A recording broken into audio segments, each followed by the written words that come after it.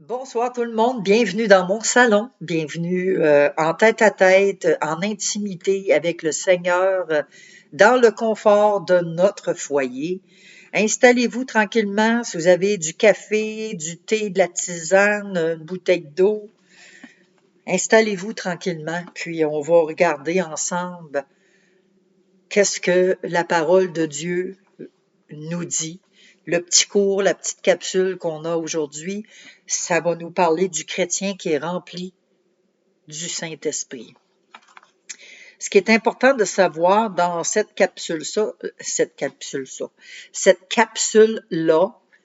ma langue à fourche, c'est que le Saint-Esprit il est toujours là. Parce que Dieu, Jésus, là, il l'a dit, je vais vous envoyer le consolateur. Rappelez-vous la capsule précédente qu'on a fait ensemble. Je vous parlais que quand Jésus est monté au ciel, il l'a dit à ses disciples, mon Père vous enverra le consolateur. Et Dieu le Père, dans le nom de Jésus, a envoyé le Saint-Esprit. Et le Saint-Esprit, il est encore là aujourd'hui, bien présent dans la vie des croyants. Donc, il est là pour nous enseigner. Rappelez-vous, la semaine passée, je vous l'avais dit, dans Jean 14, 26 et Jean 16, 13, il parle, puis il dit que le Saint-Esprit nous enseigne toutes choses. C'est le Saint-Esprit qui nous enseigne et c'est le Saint-Esprit qui nous conduit. Et rappelez-vous, je vous avais dit aussi de faire confiance au Saint-Esprit, de l'écouter, apprendre à l'écouter puis à obéir à ce qu'il nous demande. C'est important. Pas juste écouter, mais il faut mettre en pratique ce qu'il nous dit de faire parce que si on ne l'écoute pas, il va venir qu'il ne nous parlera plus. Il va dire, ça ne donne rien, elle m'écoute pas.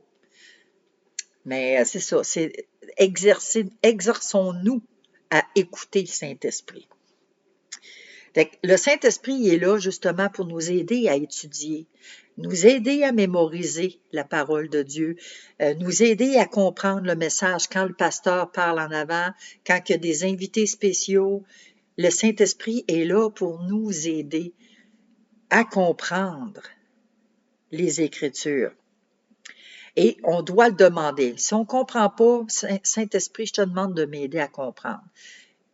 Des fois, ça ne se fait pas tout de suite. Puis moi c'est vrai que ça ne se fait pas tout de suite. Mais Josué, il dit dans le chapitre 1, méditez la parole. Médite la parole jour et nuit. Médite-la. Méditer, ça veut dire que tu repasses dans ta tête, que tu repenses, que tu essayes de trouver des mots. Aujourd'hui, avec la technologie, c'est facile. On s'en va, mettons, on tape le mot relevé. Ben, on va aller sur Google, on va taper relevé, on va demander des synonymes, puis là, on va avoir d'autres mots pour nous aider à comprendre. Excusez. Fait que c'est facile aujourd'hui. On n'a pas d'excuses en avant du Seigneur, là. On peut pas en avoir, c'est impossible. Donc, il faut faire nos recherches, puis il faut demander au Saint-Esprit. Puis ça peut arriver que le Saint-Esprit ne nous révélera pas tout de suite. Mais il ne faut pas se décourager. Il faut continuer, il faut persévérer dans la parole de Dieu. Il faut persévérer à chercher la face de Dieu. Puis à un moment donné, paf, on va lire dans un autre passage qui veut à peu près dire la même chose. Puis là, oups, c'est là qu'on va comprendre. On va dire, ah, c'est ça que tu voulais dire, Seigneur. OK. Fait qu'il ne faut pas se décourager. Et dans le psaume 119, verset 18, ça dit, ouvre mes yeux pour que je contemple les merveilles de ta loi. Contempler les merveilles de la loi.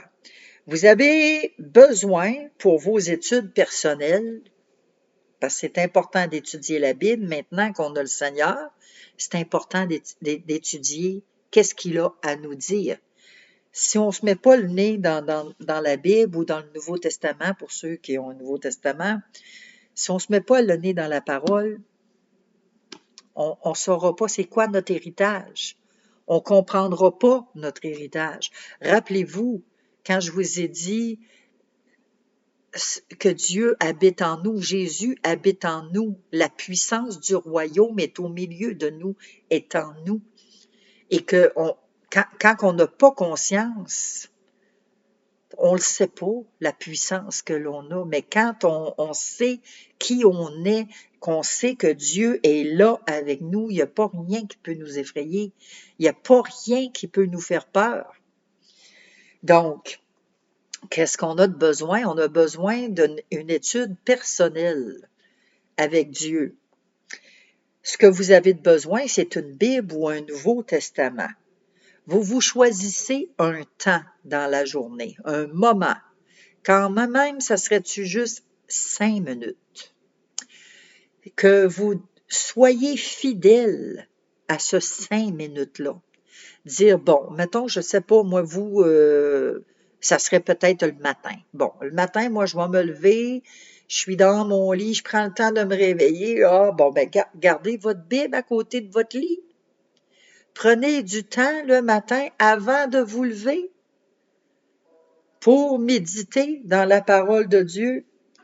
Il y a un temps chaque semaine pour aller à l'église aussi.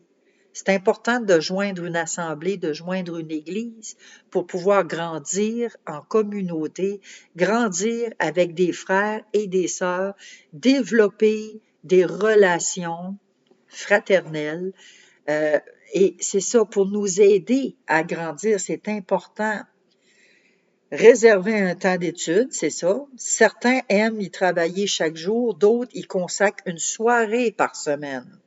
Ça dépend de ce que vous voulez. Vous pouvez avoir un temps à tous les jours ou un temps comme une fois par semaine, mais il faut que vous vous y consacrez. Il faut que vous soyez fidèle à ce temps-là. Moi, exemple, bon, on a commencé ici des réunions de prière à maison. Je suis à Val-Alain. Et bon, là, il y a un petit couple portugais qui sont arrivés. Après ça, j'ai un autre jeune garçon que lui, il est chrétien, mais que là, lui, il vient pas. Il est venu une fois, mais il va à la réunion de son père. Et là, le couple portugais, il déménage à Saint-Gilles. Donc là, j'ai comme plus personne, mais je continue pareil. Moi, c'est le mardi soir de 7 heures à 8 heures.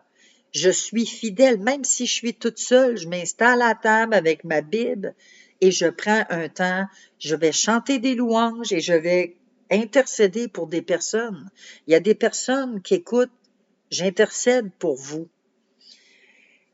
C'est avoir un temps, c'est être fidèle à ce temps-là aussi. Puis c'est de regarder qu'est-ce qui nous convient le plus. Moi, c'est le mardi, j'ai dit c'est ça et je m'en tiens à cela. Avoir un lieu, déterminer un lieu. Moi, je le fais dans ma cuisine. Là, présentement, on est dans mon salon. Cuisine, salon, c'est à air ouvert. Mais vous pouvez vous déterminer un lieu chez vous. Si vous avez un endroit qui serait plus propice, bien, installez-vous dans cet endroit-là. Installez-vous où vous êtes bien. Il y en a qui se renferment dans un walk-in, il y en a qui se renferment dans la salle de bain, il y en a qui s'en vont dans leur chambre. Trouvez-vous un endroit pour être seul à seul avec le Seigneur. Choisir un endroit où vous ne risquez pas d'être distrait. C'est important. Tantôt, Rose, elle venait, puis elle était avec les mallettes, puis là, mes manettes de télévision sont là. Mais non, non. Là, elle est partie se coucher, là. Elle est allée. Ah non, elle est là, OK. Je pensais qu'elle était allée se coucher sur mon lit. Bon. Donc, prendre un temps pour pas être distrait. Dans la mesure du possible, travailler toujours au même endroit. Toujours au même endroit, ça va être. C'est un moment, c'est un rendez-vous. Même quand que Yves il est en mer, mais le mardi, on se parle avec le Messenger par téléphone et on prie ensemble. Lui, il est sur le bateau, de 7 heures à 8 heures, on est ensemble. Moi, je suis à la table et on prie, on intercède. Donc, d'avoir toujours un même endroit. avoir une Bible ou un Nouveau Testament. Il vous faut en avoir une parce que c'est là que le Saint-Esprit va vous parler si vous lisez les Écritures. Vous allez apprendre à connaître Dieu. Avoir une méthode. Chaque question se réfère à un passage des Écritures. Méditez-le soigneusement avant d'écrire vos réponses. Dans le petit livre que j'ai, là, c'est ça. Moi, j'ai des questions puis des réponses, mais on le fait ensemble parce que je vous les pose, ces questions-là, et j'ai fait mes devoirs avant, évidemment. Il est utile de lire également le contexte des passages indiqués, c'est-à-dire les versets qui précèdent et ceux qui suivent, pour voir l'histoire, qu'est-ce qui se passe exactement. Autant que possible, répondez aux questions en employant vos propres mots, sans vous contenter de copier une partie des versets. Donc, moi, c'est ce que je faisais. Là, dans cette petite capsule-là, on va voir le chrétien obéissant, la parole de Dieu dans votre vie, parler avec Dieu, la communion fraternelle avec les chrétiens et témoigner pour Jésus-Christ. C'est ça qu'on va voir dans ce petit chapitre-là. Donc, le chrétien obéissant.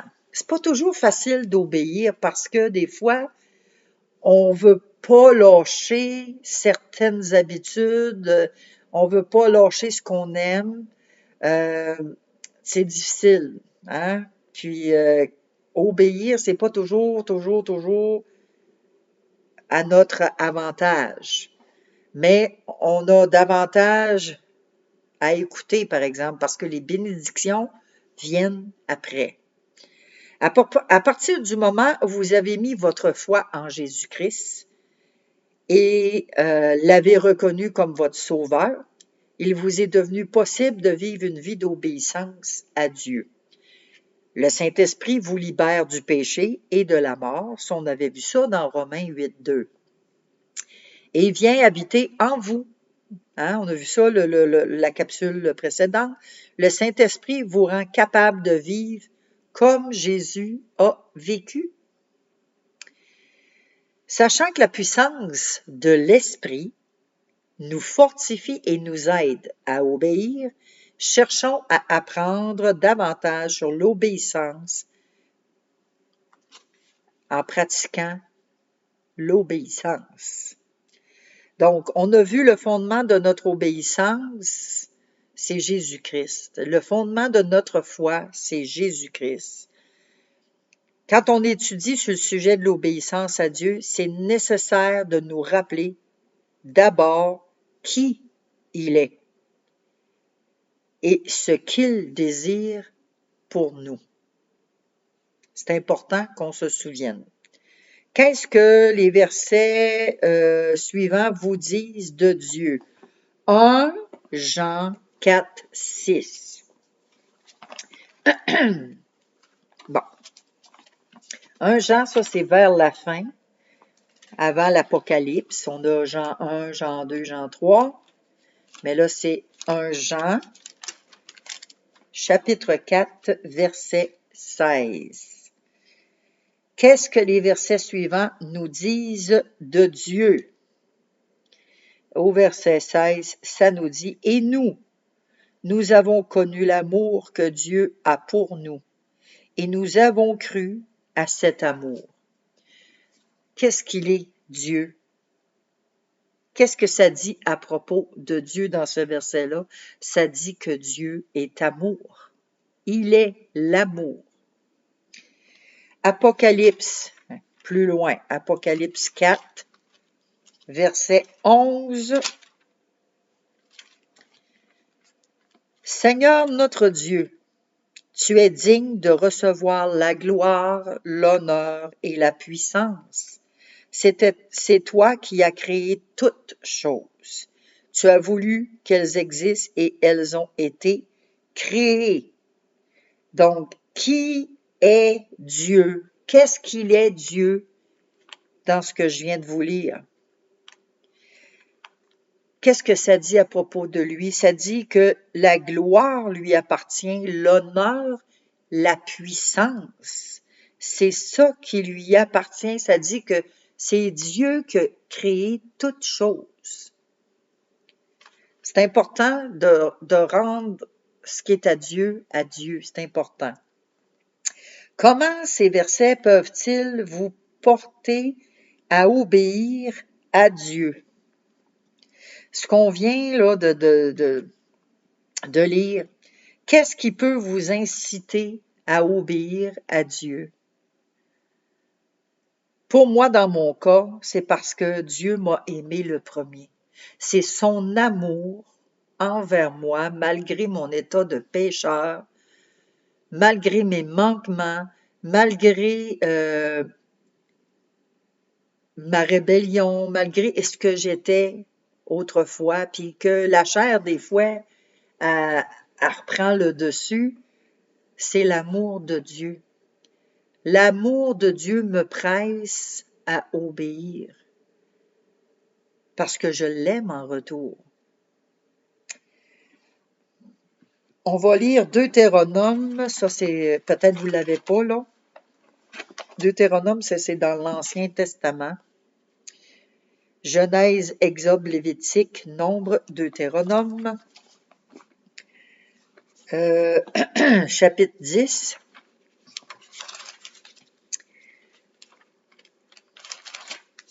« 8, 9, 10, OK. Versets 12 et 13.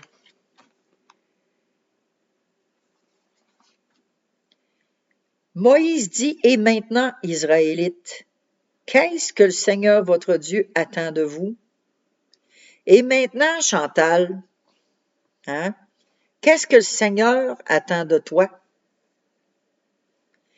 Il attend seulement que vous le respectiez en faisant sa volonté, en l'aimant et en le servant de tout votre cœur et de tout votre être. Qu'est-ce que Dieu demande à Israël ou qu'il nous demande à nous? Bien, il nous demande de le respecter. C'est un respect. Quand on obéit, qu'on fait sa volonté, c'est une marque de respect. C'est ce que Dieu demande, qu'on le respecte.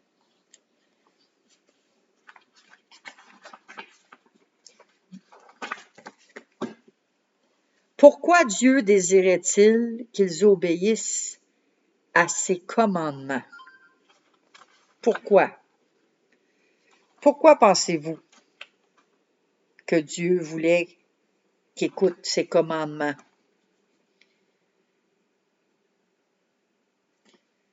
Pour qu'on soit heureux. Pour être heureux. C'est pour être heureux qu'on soit dans la joie. Parce qu'il y a des bénédictions qui découlent de l'obéissance. Et c'est ce que Dieu veut pour nous. Il veut qu'on soit heureux. Il veut pas qu'on soit malheureux. Il veut pas qu'on ait des malédictions. Parce que quand on va lire plus loin dans le Deutéronome, on voit Dieu détermine vraiment les bénédictions et les malédictions. C'est écrit, choisissez la vie, choisissez pas la mort. Fait on voit vraiment que le Seigneur, ce qu'il veut, par notre obéissance, il veut notre bien. Quand il veut qu'on obéisse à ce qu'il demande, là, c'est pas parce que il veut nous châtier, il veut nous punir, c'est pas cela. Il veut notre bien parce qu'il sait que si on obéit, on va s'éviter les pièges de l'ennemi. On va éviter de tomber en esclavage. Puis on va surtout éviter de périr, d'être éloigné de Dieu. On va toujours être en sa présence si on obéit. En quoi ceci peut-il s'appliquer aussi aux chrétiens du 20e siècle? Parce que oui, c'était écrit dans ce temps-là, mais aujourd'hui, ça s'applique encore pour nous. Parce que la Bible, là, elle change pas. Dieu change pas. Dieu, il est fidèle. Il était fidèle dans ce temps-là. Il était fidèle hier, il est fidèle aujourd'hui, puis il va être encore fidèle demain. Dieu ne change pas. Sa parole est vraie. Sa parole ne change pas. Et ça s'applique à nous aujourd'hui parce que Dieu, justement, il ne change pas. Il est le même. Il est éternellement le même. Sa parole a été donnée et sa parole ne changera pas. C'est nous qui changeons. C'est la société qui change. C'est les gens qui veulent pas se conformer à la parole de Dieu, qui changent les Écritures, qui déforment les Écritures, qui vont prendre certaines parties puis qui vont appliquer cette partie-là à leur vie, mais à d'autres places, ils vont se justifier, puis ah non, ça c'est pas bon, c'était dans le temps d'autrefois, mais c'est encore bon aujourd'hui, c'est encore d'actualité en 2024. Alors, 1 Jean 5, verset 3, 1 Jean 5, on retourne proche de l'Apocalypse, vers la fin. Ça c'est le deuxième, excusez, le premier, 1 Jean 3, 1 Jean 5, pardon, 1 Jean 5, verset 3. J'ai inversé les... Oui, aimer Dieu, c'est garder ses commandements. Et ses commandements ne sont pas difficiles. Quand on va voir dans mon YouTube, j'ai les 10 commandements de Dieu, puis j'en parle de ça, que Dieu, c'est comme un père. Puis les 10 commandements de Dieu sont pas là pour nous punir, puis nous discréditer, puis nous faire du tort. Quand on comprend le cœur de Dieu, Dieu c'est un père extraordinaire et il veut notre bien. Il veut qu'on soit bien, il veut qu'on soit heureux, il veut pas qu'on soit malheureux, parce qu'il sait que le diable, à tout moment, avec ses démons, sont là, sont constamment là, et ils attendent le moment propice pour nous sauter dessus. Puis, tu sais, on en a des enfants, là, puis on veut pas que nos enfants se fassent faire du mal. On désire pas ça pour les bons parents. Donc, que nous enseigne 1 Jean 5, 3 sur les commandements de Dieu? Aimer Dieu, c'est garder ses commandements. Et ces commandements sont là pour notre bien. Ils sont pas difficiles. C'est ça que ça nous enseigne. Jean 14. Jean, c'est après Luc. Jean 14, verset 15. Si vous m'aimez, vous obéirez à mes commandements. Si on aime Jésus, si on aime Dieu, on va obéir à ses commandements. Si on n'obéit pas, c'est nous autres les pires parce que c'est nous autres qu'on se prive. On se prive de la présence de Dieu, on se prive de la présence du Saint-Esprit. Rappelez-vous, on est le temple. Je vous en ai parlé, que si le temple est souillé, le Saint-Esprit ne peut pas demeurer dans le temple.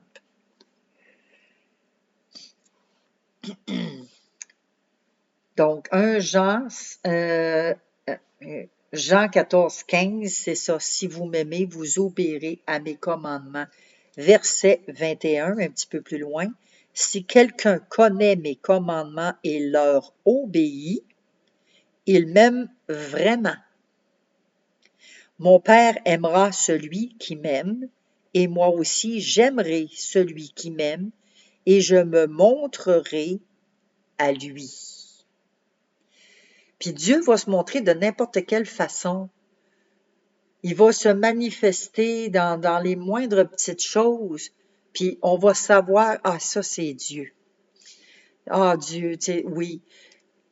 Il nous parle, puis il se montre. Juste un exemple, dans mes cours bibliques universitaires que je fais, Là, je suis là le matin, je suis en train de faire mon cours, installer la table, puis là, bon, là, rendu à 10 heures, je dis, ah là, j'ai faim, il faut que j'aille manger parce que je mange pas tout de suite le matin.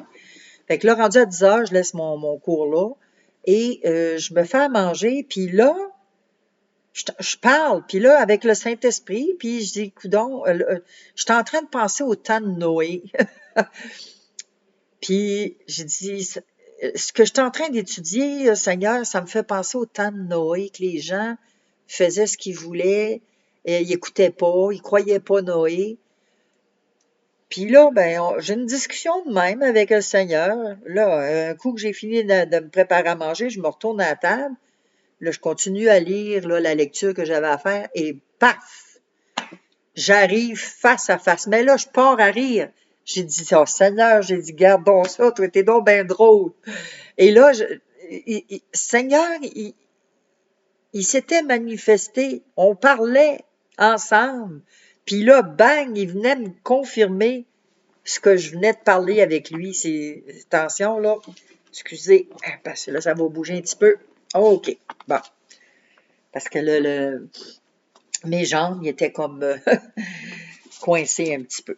Donc, si on résume la relation, à votre avis, la relation qui, à votre avis, existe entre aimer Dieu et lui obéir? Si on peut résumer ça, si on aime Dieu vraiment, c'est écrit au verset 15. C'est bien ça? 14-15, hein? Oui.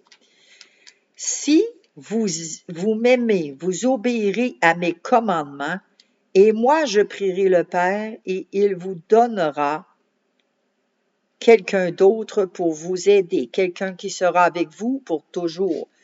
Bon, là, il dit, hein, si vous m'aimez, vous allez obéir. Vous m'aimez vraiment, si vous aimez vraiment Dieu, nous obéirons à ses commandements. Le Père aimera celui qui aime Jésus, puis Jésus aimera aussi celui qui l'aime. Puis Jésus va se montrer à lui. C'est ce qu'on a vu. On a des bénédictions quand on obéit. Je sais, c'est fatigant de toujours dire, ah ben là, faut obéir à Dieu, faut obéir, la chair est faible. Puis rappelez-vous que notre âme, elle veut pas se soumettre à l'esprit, hein. Puis on a tout reçu, pleinement reçu. Mais l'âme puis la chair, ils font vraiment le combat. Et c'est pas facile. Comment pouvez-vous savoir ce que Dieu désire de vous? Ça, c'est une bonne question. Comment est-ce que je peux savoir c'est quoi que Dieu veut de moi? Dieu nous révèle la vérité dans la Bible. Obéir à la parole de Dieu, c'est obéir à Dieu lui-même. Le psaume 119, c'est le psaume le plus long de la Bible. Rappelle l'importance de la parole de Dieu et de quelle manière la Bible peut nous aider à vivre pour Christ. On va regarder dans le psaume 119. Psaume, proverbe, c'est avant les proverbes 119. Il est très long. On va regarder le verset 11 dans le psaume 119. Je garde tes enseignements dans mon cœur pour ne pas pécher contre toi. Pour ça qu'il faut lire la parole, méditer la parole, y repenser. Puis quand la tentation de pécher nous vient, les paroles de Dieu nous reviennent à l'esprit. On garde les pensées pour ne pas pécher. Verset 105. Ça, c'est un petit peu plus loin. Ta parole est une lampe qui éclaire mes pas, une lumière sur ma route. Mais quand on ne lit pas la parole, la lampe, là, hein, elle dit, ta parole est une lampe. La lampe qui éclaire notre route, c'est la parole. Alors, si on ne lit pas la parole de Dieu, on n'est pas éclairé. On est dans les ténèbres. On vit dans les ténèbres, puis on vit selon notre volonté, pas selon la volonté de Dieu. Verset 130. Le verset 130, quand on découvre, on part à la découverte de la parole de Dieu quand on plonge le nez dedans. Quand on découvre ta parole, on reçoit la lumière. Par elle, les gens simples deviennent capables de bien juger. Fait que c'est par elle, par la parole de Dieu, qu'on va obtenir aussi de la sagesse, qu'on va être capable de discerner, de bien juger, de bien faire les choix, les bons choix. C'est important. On découvre la parole et on reçoit. Dieu nous donne en retour quand on le cherche. 2 Timothée 3, 16. 2 Timothée, ça c'est vers la fin encore du Nouveau Testament.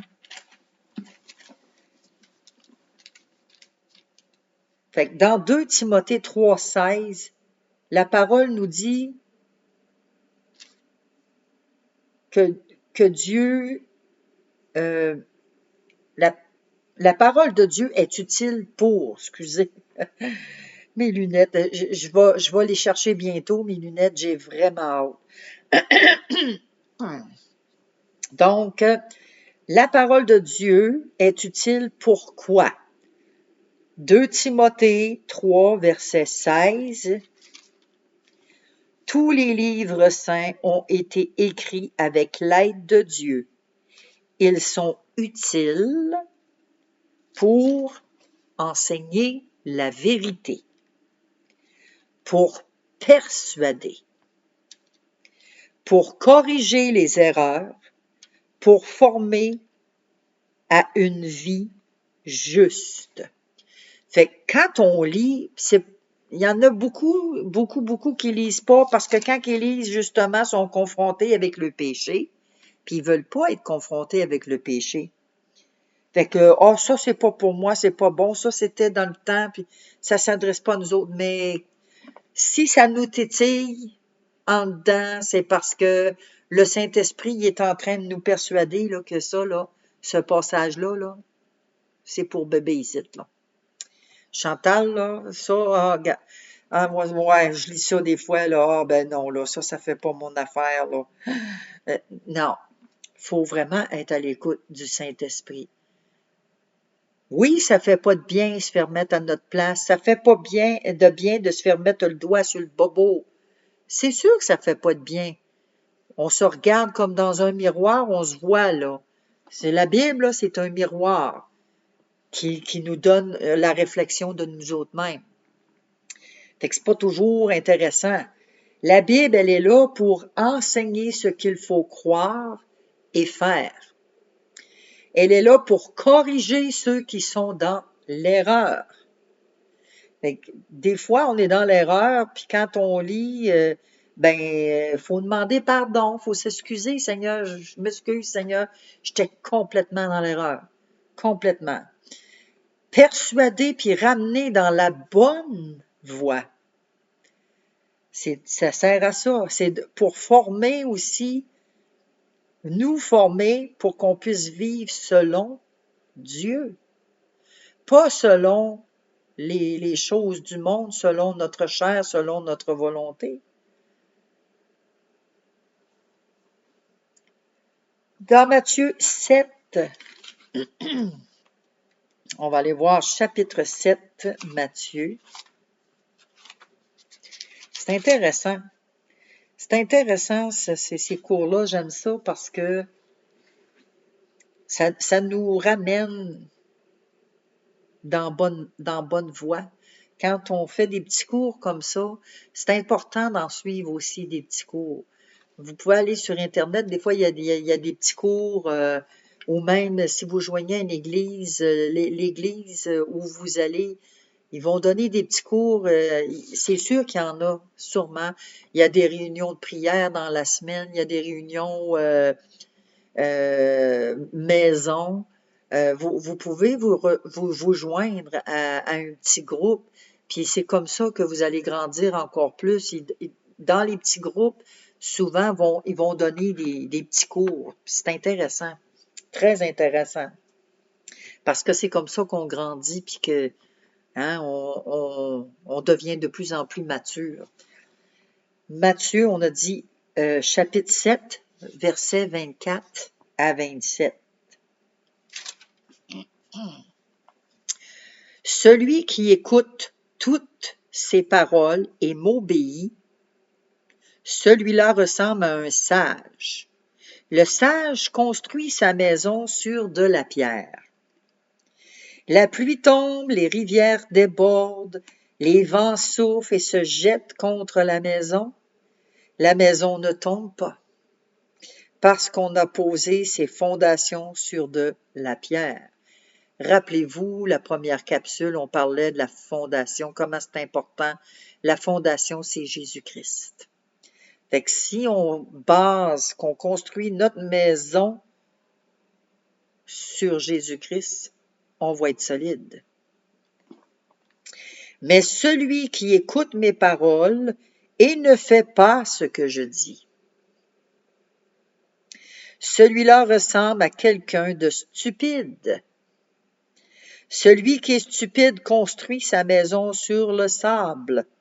La pluie tombe, les rivières débordent, les vents soufflent et frappent la maison. La maison tombe et elle est complètement détruite. C'est ce qui arrive dans la vie d'un chrétien qui a donné sa vie à Jésus-Christ. Quelqu'un qui a donné sa vie à Jésus-Christ, qui obéit, il fait penser à une maison qu'il a construite sur les fondements de Jésus-Christ, les fondements solides. Mais un chrétien qui n'obéit pas à la parole de Dieu, sa maison va tomber en ruine, elle va être détruite. Parce qu'il n'est pas fondé en Jésus-Christ. Il ne se tient pas sur le roc. C'est important de rester attaché à Dieu. Jésus trace le portrait de deux sortes d'hommes, justement. C'est un homme qui a construit sur les fondements, puis un autre qui n'a pas construit sur les fondements. L'homme prudent, lui, va construire sur de la pierre. L'insensé, lui, il construit sur rien, sur du sable, c'est complètement insouciant, dans l'insouciance. L'homme prudent, peu importe si la pluie, les vents puis les rivières viennent, sa maison va résister.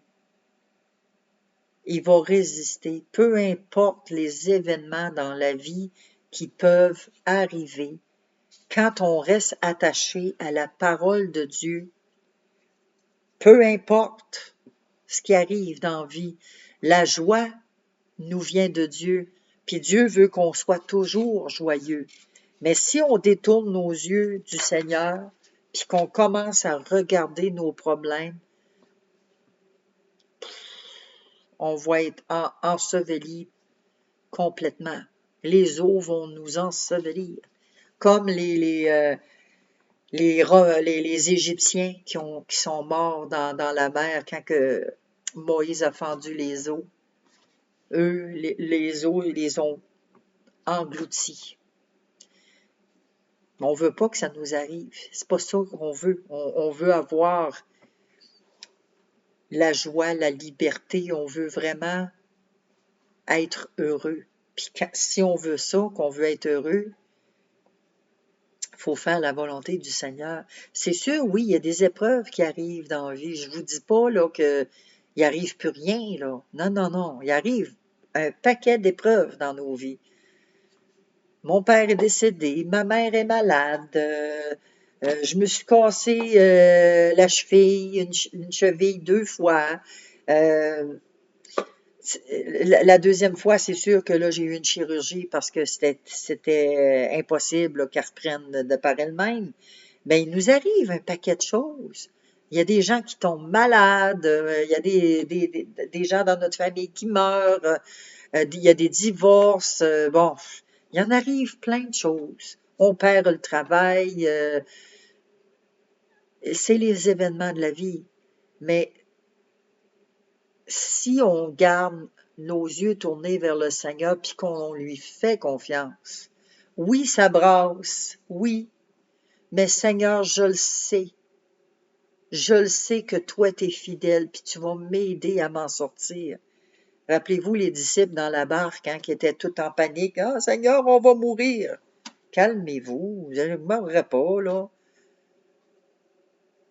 Si vous m'avez, je suis là dans la barque avec vous autres, vous m'avez. Calmez-vous, vous ne mourrez pas. Qu'est-ce qui différencie ces deux hommes-là là, qu'on vient de lire?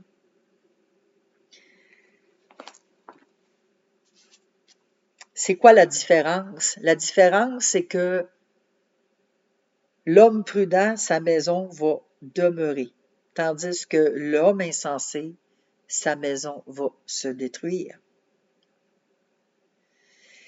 Est-ce que Dieu vous a récemment montré, par sa parole, un domaine de votre vie qui a besoin d'être amené à l'obéissance de Dieu?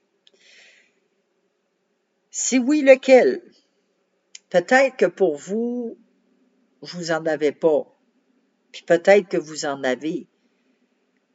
Mais moi, pour moi, dans le domaine de ma vie que le Seigneur m'a montré et qui veut m'amener à l'obéissance, c'est d'être fidèle pour méditer la parole de Dieu afin que je puisse développer en profondeur ma relation avec lui.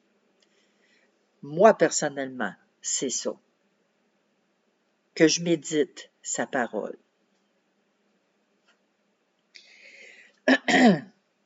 Dieu ne s'attend pas à vous voir vivre une vie d'obéissance par vos propres forces. Parce que par nos propres forces, impossible.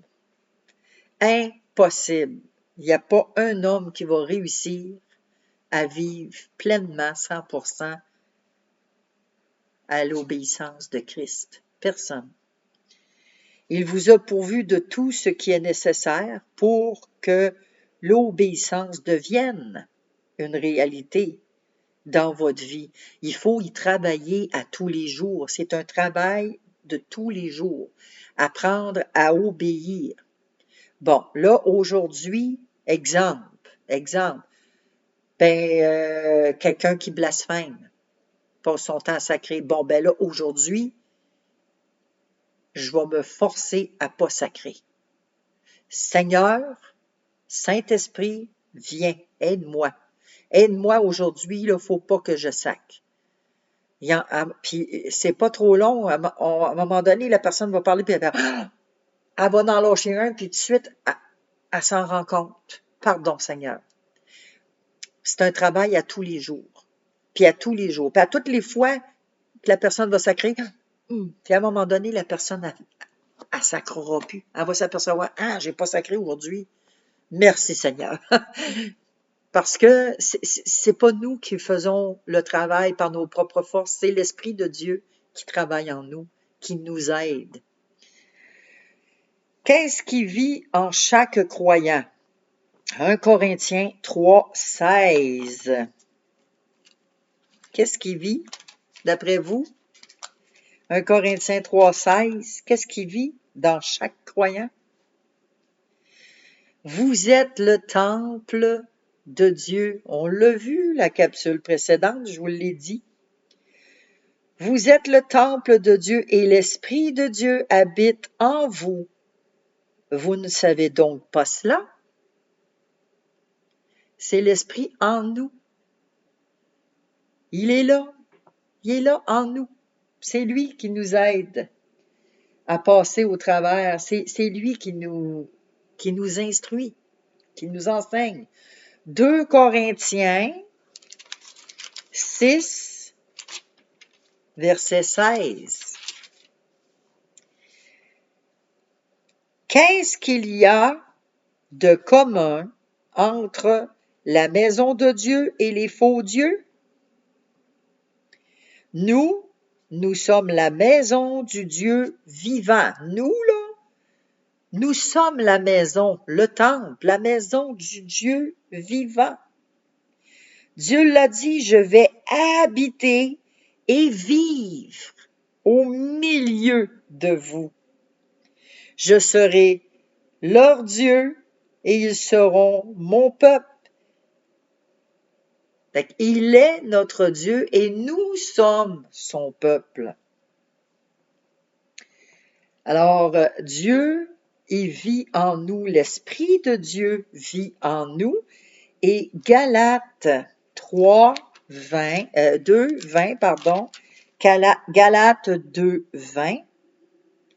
nous dit 20.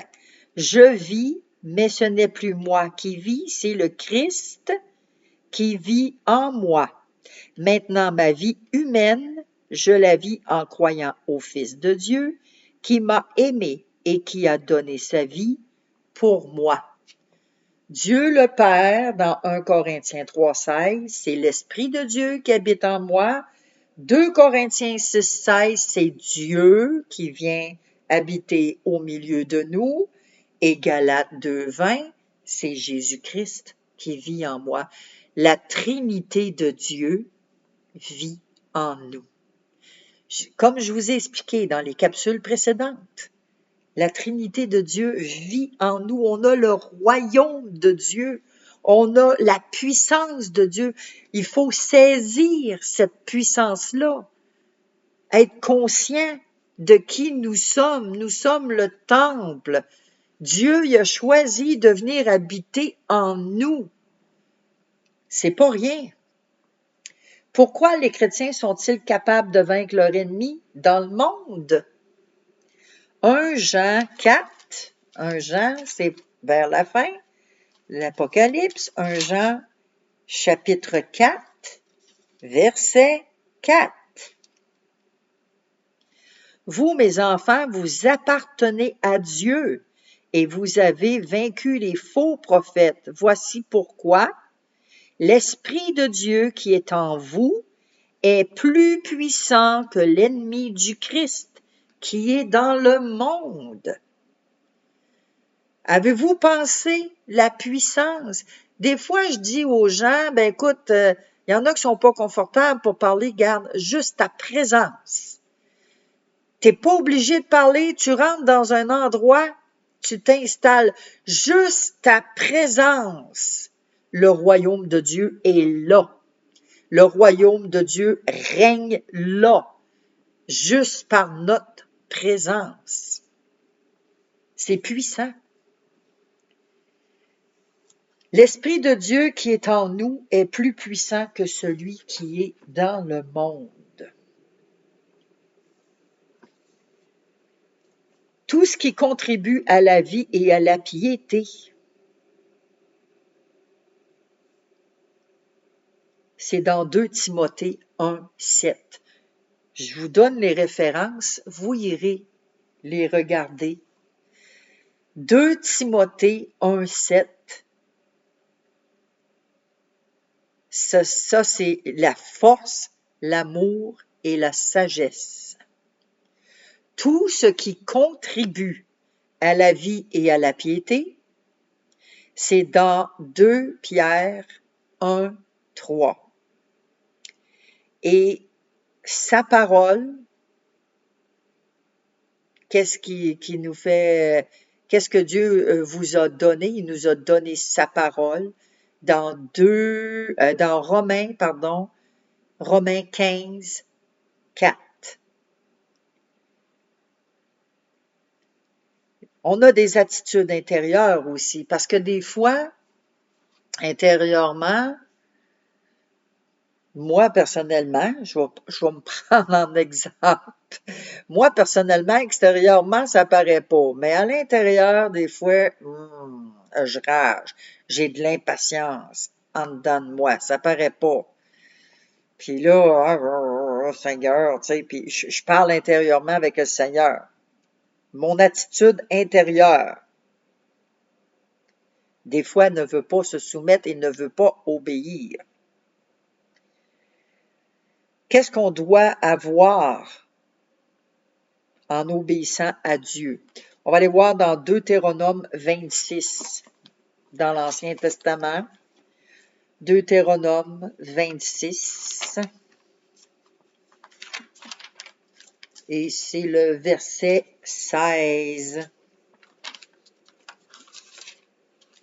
Je l'ai lu tantôt, ça. Hein? Ça se peut, hein?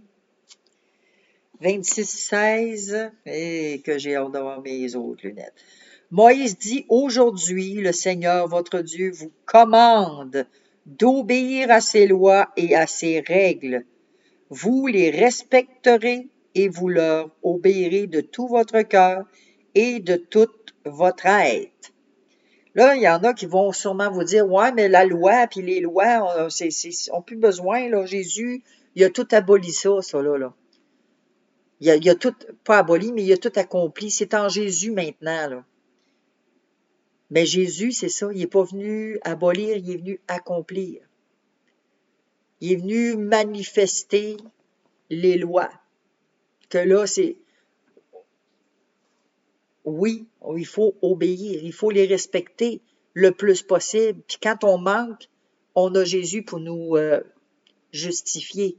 Il faut se tourner tout de suite vers Jésus, c'est ça que ça veut dire. Les lois sont là, mais c'est Jésus qui paye pour nous, qui répond pour nous. Il est notre avocat auprès de Dieu le Père. On a le psaume 40, verset 9. Psaume, bon, hein, ça c'est 69, ok.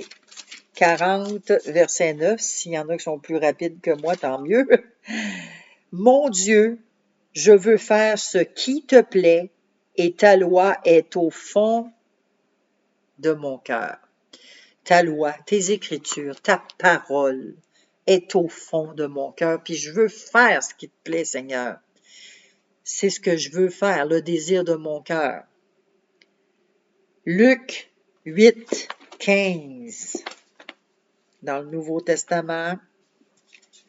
On se promène beaucoup, hein? Tant mieux si on se promène.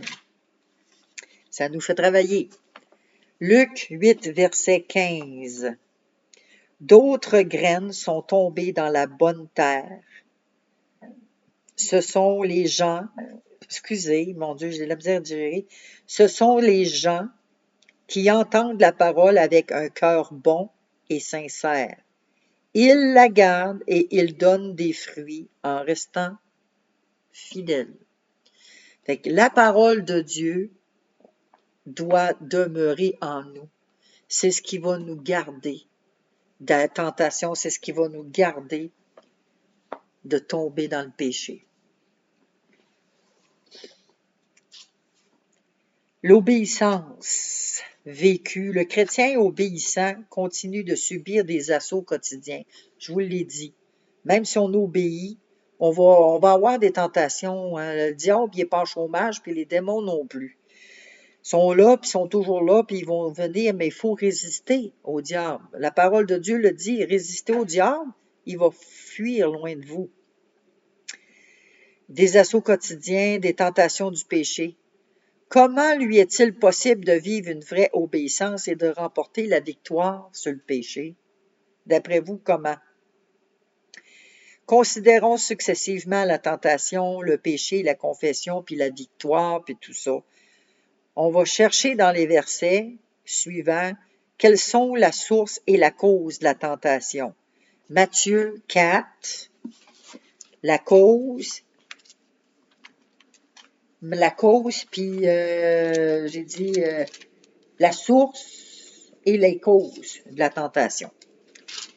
Matthieu 4, de 1 à 3. Alors l'Esprit de Dieu conduit Jésus dans le désert pour que l'esprit du mal le tente.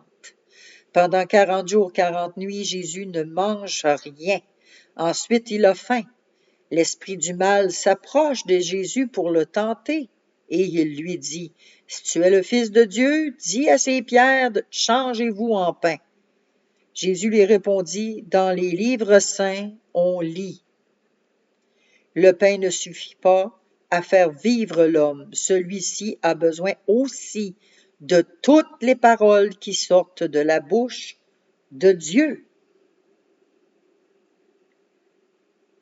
Là, j'ai lu plus loin, là, mais le diable il est venu, parce que le diable connaît la parole. Il la connaît au bout de ses doigts. Je vous en ai parlé dans les précédents.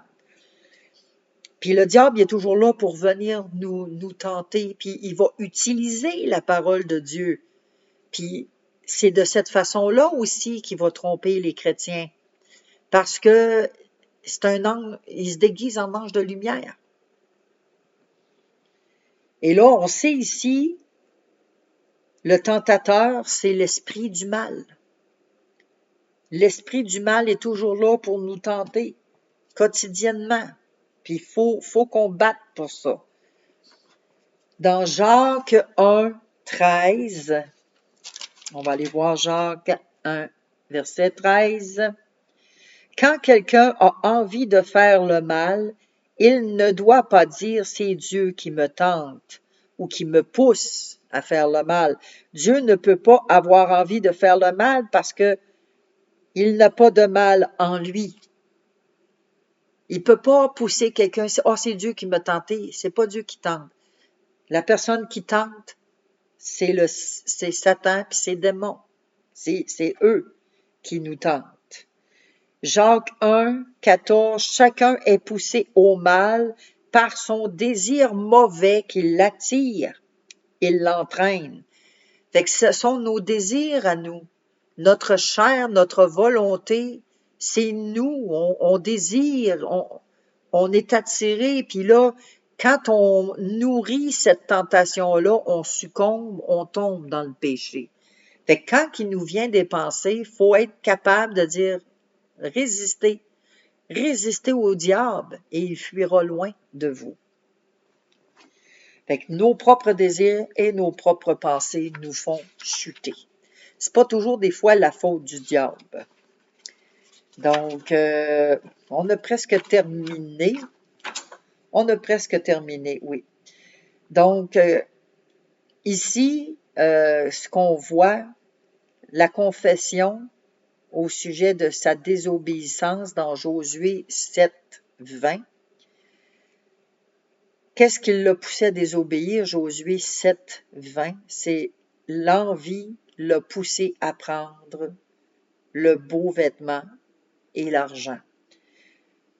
Je peux vous donner, c'est Josué 7, versets 20, 21. Écrivez-les, allez lire qu'est-ce qui a poussé la désobéissance. Qu'est-ce qui a fait? À quel moment aurait-il pu éviter de pécher?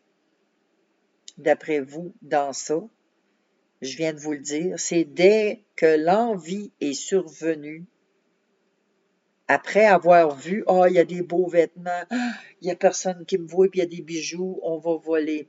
Dès que la pensée nous vient, c'est à ce moment-là qu'il doit intervenir puis résister. Détourner notre regard, changer d'idée, se plonger la face dans la parole de Dieu pour se détourner de cette envie-là.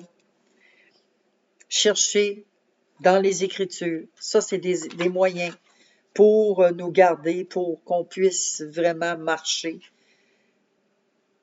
dans l'obéissance. Ésaïe 53, 6.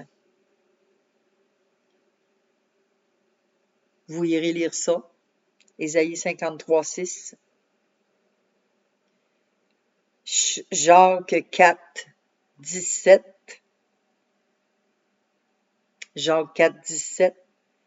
1 Jean 3, 4.